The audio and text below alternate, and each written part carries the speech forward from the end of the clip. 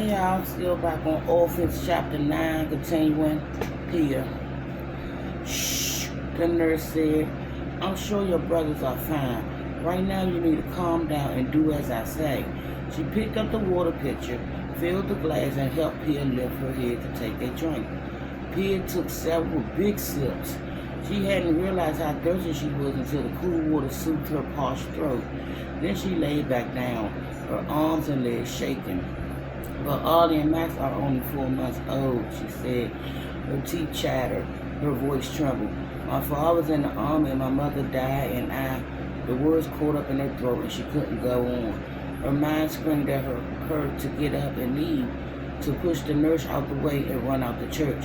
But she couldn't find the strength to sit up again, let alone stand or run. Her body felt strange and thick and heavy, like it belonged to someone else. The nurse pulled the blanket up under her chin. There, she said. I know you're scared and upset, but I think you're going to be all right. You made it through the worst of it. Not everyone has been so lucky. She took a wet rag from the animal basket, wrung it out, and dabbed the sweat from Pia's forehead. What do you mean I made it through the worst of it, Pia said. How long has I been here? 6 days. Pia drew in a sharp breath. Her panic turned into a horror. No, she cried. That can't be. She tried to get up again, triggering another coughing fit, each forceful hack jogging her body like a plaque. Her wood slammed against her back. When it was over, she collapsed on the pew, exhausted and shaking. The nurse looked at her with pity-filled eyes. I'm afraid it is, sweetheart. I know because I've been taking care of you since they brought you in. Now, please, do as I say or you're going to get worse again. No, she cried. I have to go home. I have to help my brothers. I'm sorry, the nurse said, but you can't leave yet. You're still sick. Pia rolled on her side, stomach twisting and dry, heaving. Nothing came up but bloody mucus and bowel.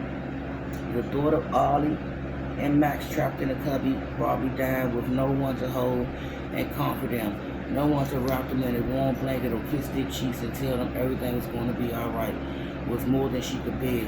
She wished the undertakers had let her die. The nurse rubbed her back and shoulders. Oh dear, she said, trying to calm down and breathe normally. You're getting yourself all upset. It's not good for you. I'm sure your neighbors are taking care of your brothers, or maybe one of the visiting nurses picked them up. Either way, I'm sure they'll be fine. Pia swallowed over and over, trying to stop gagging and coughing.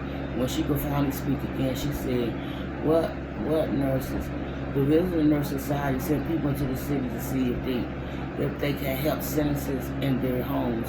Trained nurses, nursing students, everyone who had ever acted as a caregiver really has been called to service. I'm sure they'll take care of your brothers. She paused, her eyes glowing glasses. Don't worry, sweetheart. This will be all over soon. Then you could go home and dizziness descended on Pia again. But you don't understand. You what? The nurse said in a gentle voice. Pia struggled to speak without reaching. They're in my parents' bedroom. We ran out of food and I left to find them something to eat. I put them. A sob escaped her throat and she couldn't finish. The nurse's eyes widened slightly, but her expression remained calm and professional. Try not to worry. I'm sure someone found them. Pia buried her face in her hands, shoulders convulsing. Why hadn't she taken Ollie and Max with her when she went to look for food? Why hadn't she put them in their buggies or strapped them to her hips with a scarf or blanket? Anything to keep them safe. Then, when she collapsed, the undertaker would have found them, and at least they would be alive. No matter what happened after that, or where they were taken, at least they wouldn't have to starve to death in a dark cubby, cold and alone and terrified. Oh God, what have I done? She dragged her hands from her face and gasped at the nurse, more desperate than she ever felt in her life. If something happened to Ollie and Max, she'll never forgive herself. Do you think there's a chance they're still alive after 6 days? Do you think they might have survived? Please, I'm begging you, tell me yes, please. The shadow of understanding darkness the nurse features, but she kept her composure. Like I said, I'm sure they're fine, she said.